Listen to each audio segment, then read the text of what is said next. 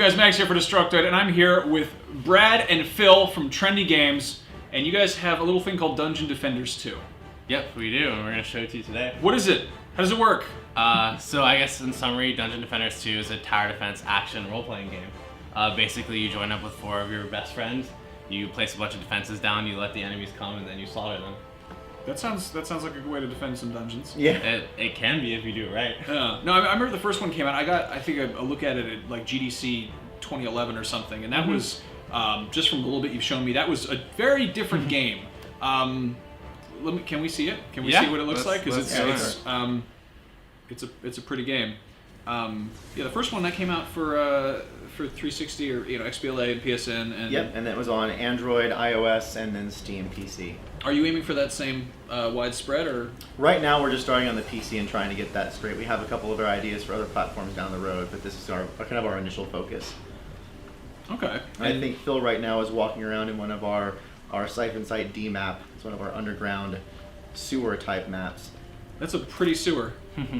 Yeah, well, I think Brad can go into the story a little bit, but basically, there's this council called the Sunderguard, and in the lore of Dungeon Defenders, at least in the sequel, they basically started to gather the magic water from this ancient temple. Right. So this ancient temple, and you can see a lot of hints at some of the lore of the game with this ancient race is now kind of being desecrated a little bit, but in a good way. Yeah. And they're gathering the magical water to help fight back this ancient evil called the Old Ones. Right, and in Dungeon Defenders 2, the world of Etheria is now at war. There's an invasion taking place where the Old Ones' armies have come back and they're rampaging across the land. And in this map, you're actually defending this precious reservoir of this magical water that you're pumping out from the armies trying to destroy it and take this resource away from the allies. So we really tried a lot in Dungeon Defenders 2 to get that sense of the war and defending critical points in the world or protecting a town, whatever it might be, to give that sense of immersion that you're actually in this vibrant, destructive battle, this struggle to try to survive against this onrush of enemies. Would you say there's a lot more lore and story in this than the last game? I think Dungeon Defenders 1 had a pretty cool story when it came to, our heroes in the first game were kids. They had made a mistake and accidentally released these horrible evils that they had to go take care of and deal with. And, there was this kind of almost coming of age thing where they were discovering their powers and trying to correct this mistake that they made. In the second game, you can see just by looking at the characters, they've grown up, they're a little bit older now, and the conflict is more mature. So they actually have this fight that they're dealing with. I think both of them have really cool story elements. It's just a different kind of tale this time around. Now, they might look more grown up, but you've got a very cartoony thing going on here. And this is, I think, immediately what I want to just point out and kind of gush over to. What are you doing with the art direction? What changed? What was the approach here? Well, I think that for us, one of the things we're really proud about for Dungeon Defenders, the first game, is that our fans always commented about how it had that kind of cartoony, unique art style, and we wanted to see how we could take that art style and push it into the next level. How can we take something that already had a lot of personality and really bring up its quality bar? So you'll see a lot of that effort went into just the details in the environment, some of the little things that you notice, and then a big thing that we did is actually the VFX, all the different water effects and the particle effects that happen from the characters. They're actually 2D flip books that have been converted into this 3D style, and you get this very cool cartoony look that we think is really unique. We're really trying to keep the personality of the Dungeon Defenders style, but bring it into a whole nother level of fidelity. Well, it's very pretty. Now, is this in-house, the art team? How big of a studio are you guys? Well, we're about 80 plus developers right now, and then we have kind of a mix of different projects we're working on. The Dungeon Defenders 2 team moves between 50 and 60 people, and it's split between art and programming and design, all the different disciplines. Right on. Now, who's this guy? Oh, this is our monk. That's Phil's favorite character, actually. That looks like the last Airbender is what that looks like. Yeah. What were some of the influences you went into this? I mean, the first game obviously did well enough. That's why we're sitting here. But I mean, what kind of were you chasing after making this? Well, I think for us, Dungeon Defenders really sits in a very unique place where it's a game that you can play with your friends. It's a co-op experience, but it's very approachable to a pretty wide audience. And so we're really excited about creating something that's friendly and inviting, and just a really cool thing where you're like, oh, we're playing together, we're able to work together to make these things happen. And that's also kind of inspired some of our game design in the second game, different from the first game. One thing that we've spent a lot of energy with is doing things like combinations of different abilities and different defenses and how they work together. So you actually can have them play off of each other, and if you place a certain tower or a certain trap, and I place something, another different tower or trap, they actually can combine together. I think Phil actually could probably show you a couple of those things here later on. But like, for example, there's a tower over there that shoots air units. It's called a Skyguard tower that the monk has, and it can't hit ground units. But other characters have towers that can actually knock enemies up in the air. And if you place one of those near them and it knocks them up in the air, it will shoot them because they're in the air. So just some really, really cool things that you can do just to amplify that teamwork aspect. And it's something we really believe in with this game is trying to amplify that play together. What are you doing? What am I doing? How can we make that work? How many classes or characters do you have? For our initial thing we're showing you today, we have 4. We have our monk, our squire, our huntress, and our apprentice. That's definitely not all of them that we're going to have, but that's just kind of what we're starting off with right now. All right. What are we checking out right now? We're going to go see a different map? Yeah, so right now we're going to go to a map that's in the middle of the game and just basically play a 4-player co-op match and show you guys what Dungeon Defenders 2 is all about. Cool. Yeah. So this is our ruins map. You'll notice you'll see some of the similar kind of style to some of the ancient pieces that are around, but it's an entirely different place. This is now on the top of a canyoning hill, mountain area, and when this wave is over, we can kind of take a look at some of the environment pieces. Or we're gonna lose. After we lose, well, you can watch a glorious defeat right here. This is what happens when you don't place any defenses. Right. And all the enemies come in and just basically wreck. What part of Dungeon Defenders did you not understand? You Right. gotta defend it. Oh, there we go. Yep. We lost.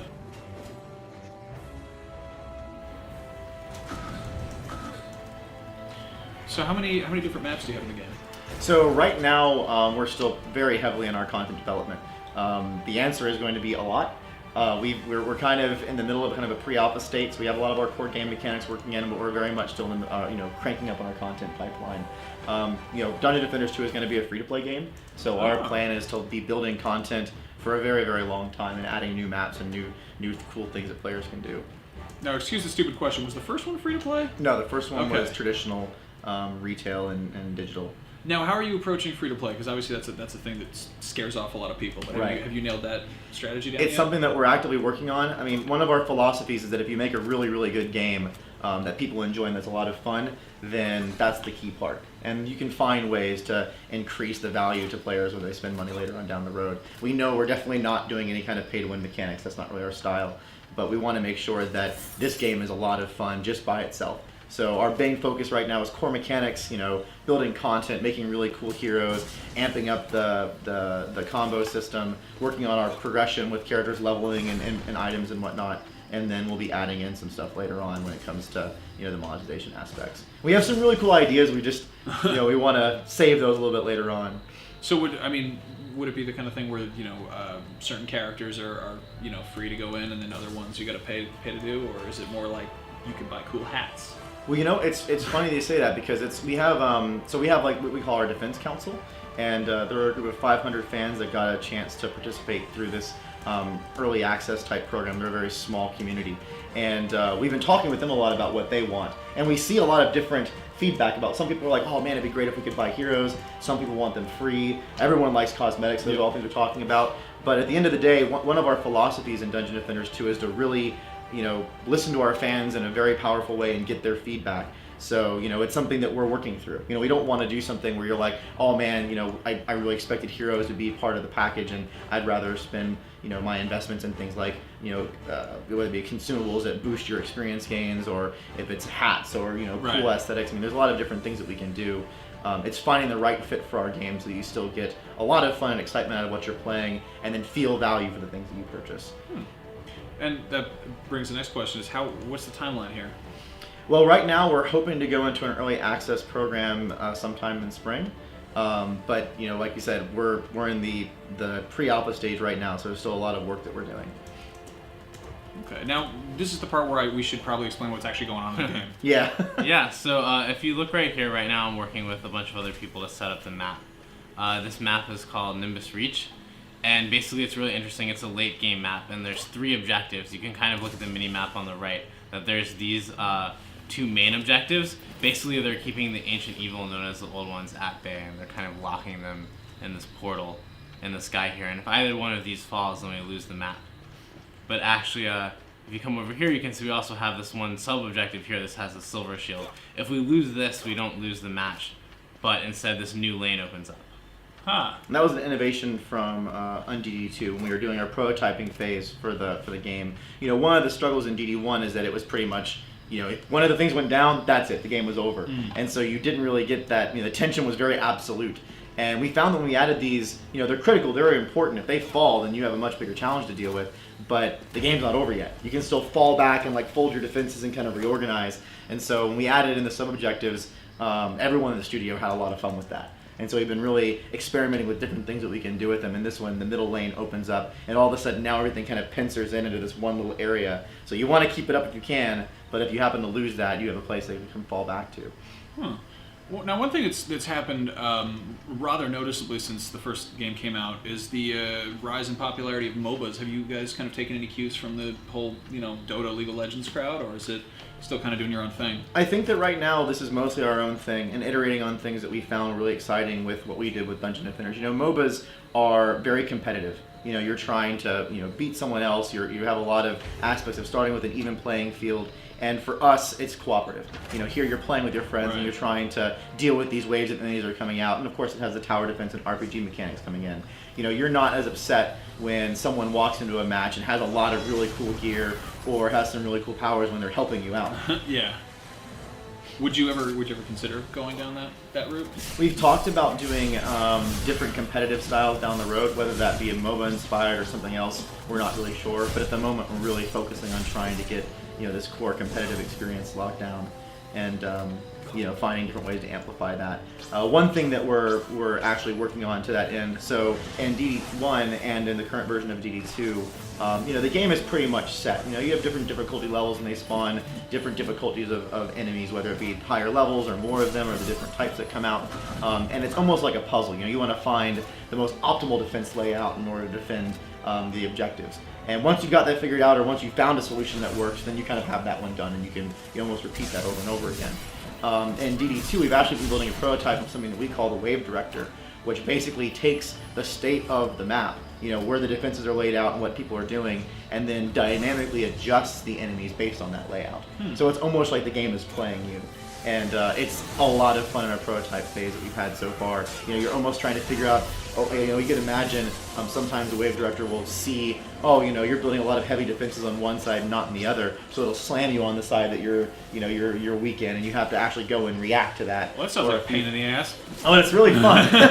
It's always, you're always sitting there and wondering what it's going to do to you next. I had one match that I was playing where we had actually been heavily ground-based and really hadn't been paying attention to the air stuff, and so for the last two waves it was just wyverns, and we all had to scramble and react and play very, very differently. So it's kind of fun because you're not, you're reactive. You're having fun playing the match and communicating back and forth and trying to figure out what to do. And we're really excited about taking that out of the prototype phase and bringing it to the next steps. That's rad. So how do the different classes differ? So right now, Phil is playing our Squire, and he's very much like a tank type character. He has a sword and board, a lot more defenses and defensive stats, and a lot of his towers are very, you have the barricade that can block lanes and a little more defensive. We have our Huntress, who is kind of like a little more of a trap laying trickster type character. So she has different traps she lays out in the lanes, and they can do things like an explosive trap that just blows things up, or she has a geyser trap that hits enemies up in the air. I think Phil is actually standing next to one of our napalm balloon type traps where it drops a sea of lava napalm that comes and there you go. Nice. And burns enemies. And she's a ranged character too. She has a bow and arrow. We have our Apprentice, which is kind of our mage type character. And he has a lot of really, really cool abilities. One of them is called Magic Missile, which when you hit the... I've heard that before. Yeah. When you activate it, it sits there. I think Phil can show it to you. When the enemies come out, it actually locks onto the different enemies and shoots all these missiles up in the air that bombards them. He can probably show you his really cool tornado ability right now, which goes down the lane and knocks enemies up in the air. And kind of like we were talking about with the combo system before, if an enemy is knocked up in the air, then all the anti-air towers start going against them. And then last we have our monk class, which is kind of a support class. He has a healing ability that's an AoE. He can buff towers. He has auras that heal you or increase the damage of your towers. Okay. And then he also has a really cool anti-air tower, the Skyguard Tower. Now I saw Phil kind of swapping in and out there. Is that the thing you can do anytime in the game? So we actually that's a big improvement from DD1 to DD2. In the first game, you could bring as many heroes as you wanted into the match, and in the build phase, you could swap them out.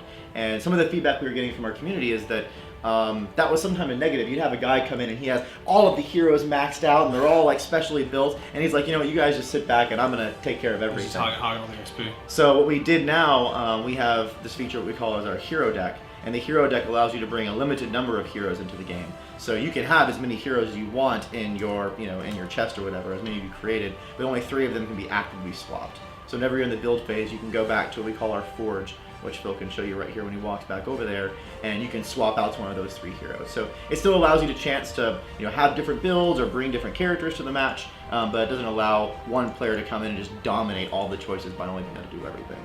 So theoretically, if you're playing this, maybe you during sort of the attack or the build phase, you put up a bunch of those traps that are all aerial type, and then you switch to a class who's better against ground types? Yes, you could. Another strategy that you can do, some players in DD1 are familiar with this, where you could have a hero that's really aimed at building as opposed to a player that's aimed at combat. So you might have someone that has all stats for defensive health and defensive attack power, and then when the combat phase starts, swap someone that really is amped for ability usage for melee damage or something. Tell me about the monsters. So we have a lot of different types of enemies in the game. Right here, you're seeing some of our normal mobs. We have our goblins and our orcs. One thing that we've done a lot with our enemy layout is try to create different enemies that the player has to react to differently. So in a moment, Phil will probably see we have a couple of these guys called javelin throwers, and they're really goofy guys with crazy faces, and they kind of walk around. They have a giant, massive arm with their javelin in it, and they actually have a piercing spear or javelin that they throw. Here actually is we have lightning bugs, which do AoE damage and are really good at taking out defenses and different objectives and sub-objectives. But there are all these different enemies that you have to react to very specifically. One of my favorites is a guy called the wither bug. He actually doesn't do much on his own. He's kind of a support enemy. He'll run down the lane and then he'll burrow in, and once he's fully burrowed, he'll actually debuff all of your towers and make them a lot easier to kill. So if you don't kill that guy before he gets there, your defenses can fall apart very fast. Oh, damn. So it really is cool because it makes you react to the different enemy layouts very, very carefully. I've been in matches before we didn't pay attention to a sea of witherbugs kind of like walking in, and all of a sudden an entire defensive structure got wiped down because we weren't paying attention. It's a lot of fun. Do you have a number on how many enemies there are as of right now? I think right now we have 8 or 9, but it's a little bit misleading because we also have different tiers of enemies. So, for example, the orcs and the goblins, I think actually most of our enemies have up to 3 tiers, and the different tiers have different abilities and stats and whatnot. So, I see right here is a tier 1 orc, and he's pretty easy to deal with. He doesn't really have much of a threat. Later on, you're going to see these tier 3 orcs that are just massively plated with armor, and those are a lot more of a different threat. And I assume that you probably roll out new enemies and new maps as the game progresses. Yeah, we're constantly working at trying to find different enemies that can fit in and amplify the experience. One of the guys that we're working on right now, is kind of like an assassin character that runs around and basically just tries to go after heroes. And so if this guy is in a lane, you have to really deal with him differently. He's not going to go after the defense, he's going to hunt you. And so again, it just kind of plays up some of the different ways that enemies can be dealt with as far as combat. And here's a stupid question: is this just kind of like go as long as you can go, or is there a hard stop to a match? So right now this match is 5 waves. Most of our maps right now are 5 waves, though there's opportunities for us to change that up as we tune the different maps and whatnot. And your objective is just to survive for all 5 waves. And they get progressively harder, more challenging as you go. And it also has that whole sense of building up equity into the map. You're creating defenses. We have an upgrade system where you actually can upgrade your towers directly, making them stronger and more powerful. And one cool improvement from DD1 that we added in DD2 is you actually visually see the upgrades now. So if you have a tower that is level 1 and you upgrade to level 2, you see the tower actually visibly evolve, and you can go, oh man, that's a much cooler version. So there's a lot of progression stuff in there. And stuff looks cooler. Yeah. Do your characters look cooler as they get stronger? Well, right now, you can see there's different weapons that go on the characters. So we have, Dungeon Defenders is as much of an RPG and a loot game as it is, a tower defense and an action game. So you actually get different items like stabs that are different, and they have different projectiles and different shapes to them. And then one thing that's not in this build that we're also working on is a cosmetic system that allows you to improve the visual looks. We already have some of the items that you'll see in the game that drop that change your stats, and eventually you'll be able to actually customize your character look as well. Cool. Are they just randomized drops on like big enemies? Yeah, the drop loot system, it's kind of like a Diablo-esque style, loot game where you have loot that drops off the enemies, and then we also have chests that spawn loot in the build phase, and you kind of hunt around for ones that really fit your different play styles. And the chest system is also something, I know we're in the combat phase right now, but I can talk about that for a second. So in DD1, at the beginning of every build phase, you would have these chests that would spawn.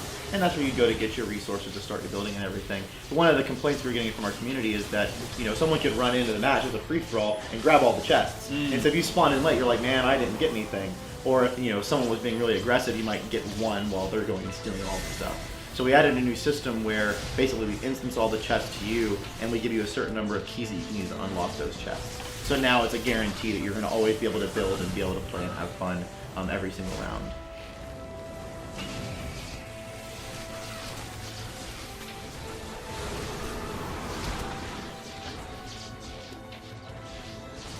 You can see some of the combos going on right there in the background where the enemies are all electrocuted. That's actually a combination of the water effect that we call wet and them being hit with our storm damage effect. So if an enemy is wet from the guys who trap, they've been knocked up in the air and they have that debuff, you can see them all stunned right there and glowing electricity. That's a combo happening right now where they're stunned, they're taking additional damage. They can react with the apprentice's tornado ability. It can react with the lightning aura. There's just a lot of cool ways to combine those things together. Now here's a sticky question. Console plans? So it's something that we're talking about. Like I said before, right now we're really focusing on getting this PC build focused and as good as we can. But there's definitely talks about bringing it to consoles or other platforms down the road. There's some new ones out now. Yeah, those are pretty hot with the kids these days. Yeah. Do you see this winding up on portable? I mean, like iOS and Android again, or is it kind of too advanced now? I mean, it's definitely a lot more advanced than the first game was. But, yeah. It's something that we'll see. What was interesting about the first game is that we could get it to run on the mobile platforms, but it never really had our ideal gameplay that we wanted it to have, that we were able to achieve on Steam and Xbox and PlayStation. So it's really going to come down to whether we can achieve that level of quality bar on those platforms. And that's really important to us to make sure that the experience fits what we've built. So in a mobile game, you want to make something that's actually going to work and be fun in mobile. It's one thing to throw the game out there and make it work. It's another thing to make sure it actually makes sense. So. It sounds like you guys have your heads in the right places. You're not just like, let's put it on everything. Yeah. What could go wrong? Yeah, the Huntress is a really cool. So you saw before the storm combo where you have the storm and the water damage. The Huntress actually has a neat aspect with an ability that she uses called the oil flask, and the oil flask puts an oil debuff on all the enemies. If that enemy gets hit with fire damage when they're oiled, they explode into giant flames, and it's very rewarding and does a ton of damage. So, really how many different interactions like that are there? There's tons. Yeah, I mean, there's obviously different. Does each person have like kind of 2 or 3 different things that can throw it in the mix? I would even say it's more than 2 or 3. I mean, it's one thing where this is part of the fun of game development. Sometimes you add new features in, and you're not really sure what kind of life they're going to take. As developers, we're gamers as well, and we're like, oh, this would be really cool, and we're going to try this thing, and you prototype it or you put it in, and then sometimes when you see it, it doesn't work, and sometimes when you see it, it's really exciting. So for us, we put the combo thing in. We added a couple of enemies that had, or a couple of heroes that had combos, and we started seeing it and going, oh man, this is awesome. It's really cool to see an enemy, enemies light on fire when you combo them together. So we've actually been going back to the way our heroes are designed and finding new ways to pull the combos out and adding more in there. So it's been a lot of fun watching that evolve. It's something that we're actively, I mentioned before that though we only had the initial 4 heroes, we're actually working on creating others. And we're trying right now to figure out when we build our next set of heroes, how do we take that even further, adding new ones in. One of our game designers had to go in and write this huge, spreadsheet document that showed how all the different combo interactions work. So here's the Huntress, and she's got a bow and arrow. Yep. So the Huntress is actually our traps character, So unlike the other classes, she has defenses that activate when other heroes walk over them, or not heroes, but other enemies. So actually see here, if we can get to the monk to come here, one of her big combos, one of her big traps is the geyser trap. So this has two interesting combinations with other heroes' defenses and abilities. One is that it throws enemies up in the air. So if you have a ground enemy and an anti-air defense and they get hit by the geyser trap, then it will get hit by the anti-air defense. So this combos with, for example, the Sky Monk Sky Guard Tower, or for example, if they get frozen with the Apprentice's Frost Tower and they get thrown up in the air and they land on the ground, they'll get dealt smashing damage and then they'll get shattered. But it also, more fun, combos with, and we showed it briefly with these electric auras here. And that basically electrocutes enemies. So not only do you have a high amount of damage dealt, but you also have a stun. So I'll place a couple of these here so you can see what happens. Now, how many rounds into this match are you? So we're wave 4, and there's 5. Okay. And if you look, there's a boss. Yep. So if you actually look, so this is actually a boss, but we're calling it a mini boss. However, the mini bosses in DD2 function in a very similar way that the bosses did in the first game. The bosses are going to be something else entirely. But basically, you can see here that we have this flashing exclamation point for this new gate that opened up, and this opened up because we lost the sub-objective that was here. So now we only have the 2 objectives to defend from the last wave. You can actually see if we look at the billboard that it has one ogre coming out this wave. So we're going to have to be very careful, and once it comes out, we're going to have to make sure we defend the 2 main objectives from it. You might need to chat with your friends there and have them build up a little more. Yeah, I think we need I don't to think you're someone going have to a survive square. that way with a little more defenses. The ogre is pretty mean. And then also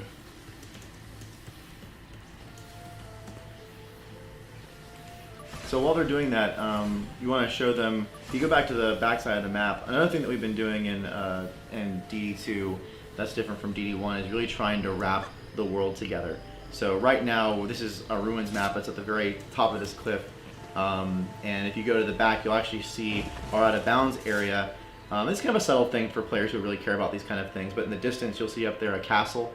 And we have a map that takes place, a couple maps that take place in that part of the map is where our town square map is. Actually, the sewers map that we were seeing before, the Siphon Site D map, is underneath that castle. And then down there in the valley, where you see all those lights down there, we actually have a valley map that takes place in that town that you can see from this spot. Oh, that's cool. So we're doing these little things, Yeah, we're no, hoping that the fans will appreciate it. Definitely a bit of depth there. There's just something that really shows that this is a world that's alive, it's connected, and again, the armies are coming in and you're having to defend it. So we've had a lot of fun adding those little bits in here and there. Alright, I think we're almost set up for the ogre. Get my last chest for the round You ready. guys have a lot of shit lying around there. There's Yeah. a lot of loot. It is a loot game, so I definitely want to see some of the gear after this. yeah, we'll definitely take a look at the forge and see if she can equip anything benefits her after this round. Tell everyone to ready up. That actually, that defense that you see right there to your right, the little like floppy guy sitting there, that's a really cool defense from the Squire. If Phil turns around, we can show it to you really quick. If you shoot it, it actually causes the defense to spin. It's a training dummy, and nice. the faster it spins, the more damage it does. But it takes, if enemies hit it, it will spin, and if players hit it, it will spin. So it has kind of this cool interaction point. It does a lot of damage too. It's fun. Now for the napalm balloons, is that just someone walks underneath it and it Or you drops? can You can also shoot it. trigger it Or- early okay. and set it off. Ah, nice.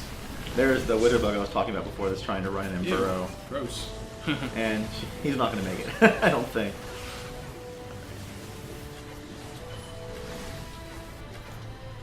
You actually can see, if you remember from before, the orcs that were coming out actually didn't have any armor on them. Now we're seeing tier 2 orcs that have like the shoulder pads and everything. And here comes our friendly ogre. Ooh. So we have an interesting system in the game. We actually have this hotspot system in the game now. So in the first game, it kind of didn't matter where you shot enemies. If you hit them somewhere, it would deal the same damage. But now we actually have headshots and we have hotspots. And so with this ogre, actually, if you hit his armor, you deal less damage. And I think than he if just you lit just him head on over fire and too. expose everything. He's probably pretty pissed off now. Maybe trying to use my combos somewhat here. So her oil flask actually slows enemies down. And then if we could light them on fire, either with these flammers towers or with her piercing shot, we'll get You can see some of the combos going off there too. God, this is Gets going nuts right now, yeah. And that ogre is a mean customer. Yeah, we gotta make sure we keep these. So I'm actually snotted, which is why I was going so slow. Oh. Gotta make sure we keep these upgraded while he's beating away. So another really cool thing that we've done in DD2 that's different from DD1. In DD1, whenever you did interactions with your towers or your defenses, whether it be upgrading them or repairing them, your player, oh goodness, you have to watch out for that slam. You were actually rooted in motion. You couldn't move while those things were taking place. And we really were trying to figure out a way to not remove the player from the action. So all these wither bugs are just like wrecking our defense. Yeah, there's the wither bugs that are debuffing all the defenses. So in DD2, you can actually move while you're doing any of those actions. We really don't ever try to lock the character into any position for any long period of time. So when you're repairing or upgrading, you can do that on the fly, queue up a repair, and then keep on fighting. Oh, wow. This guy's got a lot of... Yeah, and you can see how much he's... I think that squire might be about to die. It takes a lot of team effort to take down one of the mini-bosses. Yeah, I can have, with all the interactions and stuff, I can see cooperation being a big part of this. And it's really, he has that ground slam ability he's doing. You actually can jump over it. So there's a lot of timing things that you can do to try to miss. You can jump over it. Oh, there's that ogre just trying to wreck the towers. Another thing we've done is try to amp up the language for when things are damaged. So you can see right now all the cracks and the glowing light that's coming out. That's telling you, the player, that, oh my goodness, those things are about to fall. It seems like you guys have really kind of upped the ante and kind of across the board here. You got visual cues, you got actual headshots and things, and everything looks so pretty. Yeah. And let's shoot him in the kill face. That guy. Right, he just blew up both of those towers. Oh, so close. Oh, there we go. All right. Loots. Man, what did he's set to drop a pretty good piece of loot. What did you get? I think you got the lightning sword. Yep. Ooh. I also switched to the squire. What is this? Oh, that's good too.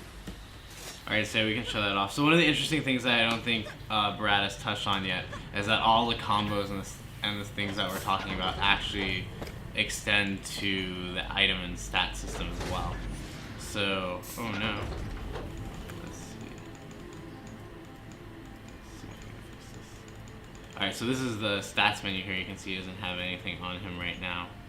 So we can try to pick what equipment we want to give him. So let's see. I think, where's our lightning sword? That was it right there, I think.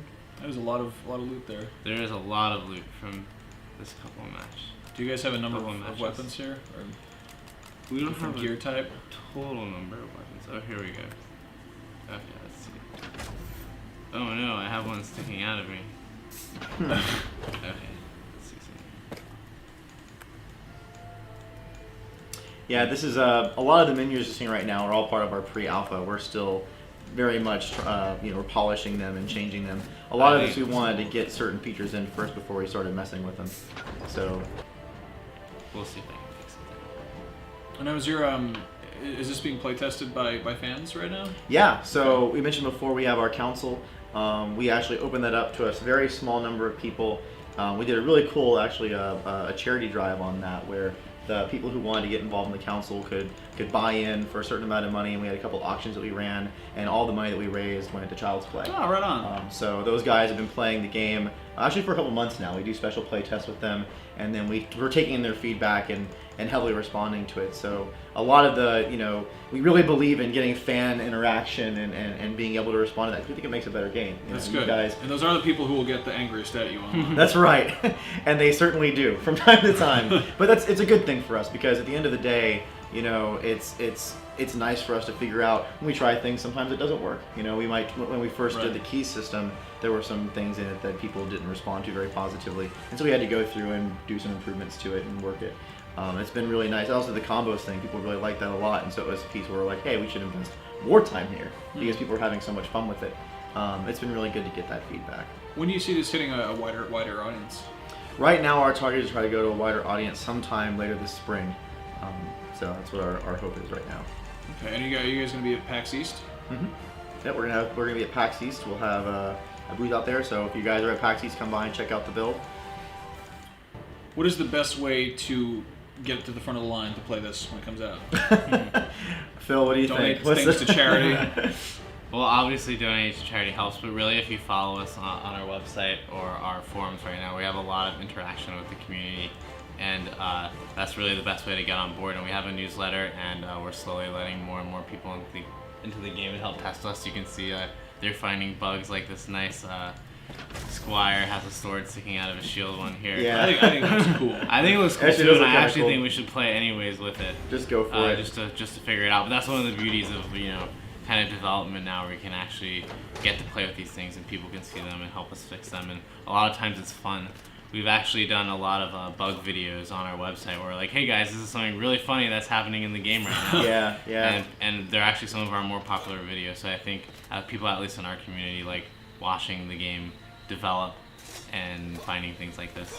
No, that's a fun thing to do. And it's going to continue growing, obviously, because it's not just like, oh, here it is, buy the box for sale. Yep, and we're still really early. We're still in pre-alpha, so there's still a lot of stuff to do. So a lot to go from here. Another thing that we've been really, a lot of the guys in the development team, or guys and girls, I should say, the development team, have been enjoying a lot is we've been doing regular developer blogs through our website that talk about all different aspects of the game and how we've been building it, things that have worked, things that haven't worked. We open up conversations with our community to say, hey, here's what we've tried. Some of you guys in the council have played it. What do you think? What kind of notes can you give us? Sometimes they're silly things, like we had one where you got to name one of the little ambient frogs that was on one of the maps, and that was something that people got really excited about. But some of them are more serious, like which direction do you guys want us to take the item system? Or what kind of changes can we do to the chest system to improve it, because the feedback was not the best when we first implemented that feature. So for us, like I said before, I know I'm kind of repeating myself, but it's just so important to us. We really want to get that interaction, and at the end of the day, we're making this game for you guys. So having that feedback, having you see what we're doing and participate in that process is really important for us. That's a good way to go about it. Is this the last wave here? You almost winning? Yep, we're almost winning. Kill them. 272 guys left. We'll see if we can make it through. Get cool hats. And you actually can see from his lightning sword now, every time he swings, there's a really cool visual feedback for doing the lightning damage. And now he can combo when he's on his own. So when someone gets the wet debuff from you can do it right here, I imagine. Oh, I killed Oh, him. you just killed Too him. strong. I actually so like this powerful. bug because now it looks like I have a sword shield. Look at Maybe we need to add a short shield into the game. So you might want to heal there. Yeah, I'll And so are all the matches like 5 waves long, or is it kind of fluctuate, or is it something you can choose going into it?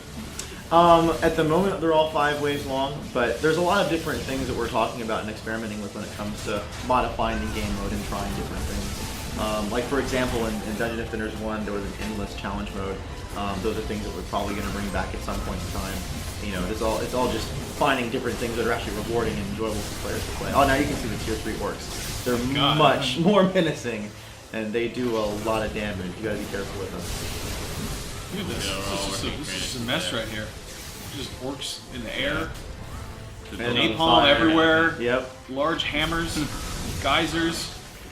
And you can jump over those hammers when they swing too. So if Oh, nice. Oh, but now we're dealing with the air stuff. Oh, Which dear is God. not my character's forte. Go hide behind here. Oh crap. Uh-oh. I actually think we're gonna lose. oh, you guys are gonna lose. Oh my God. You weren't paying. Oh, well, maybe not. Did someone Maybe save not. it? I don't know, there's a lot of wyverns here. Let's. Oh. Oh. Didn't. Oh, it you still won. thinks we won though, which is perfect. Well- Actually, people in our council said they liked that feature. They said they felt less bad about winning. Yeah. But it said that victory at the end. So sweet, there you go. There's the pre-alpha of Dungeon Defenders. All right, well that's looking good. Where can people check this out? Where can they give you feedback on things to add to the game, such as hats and sword shields and things like that? Yeah. If they go to DungeonDefenders2.com, they can join our community and let us know what they want. Yeah. All right, well Brad and Phil, thank you guys for coming by. For all your gaming news, check out Destructoid.com. I'm Max Scoville. Always defend your dungeons. Take it easy.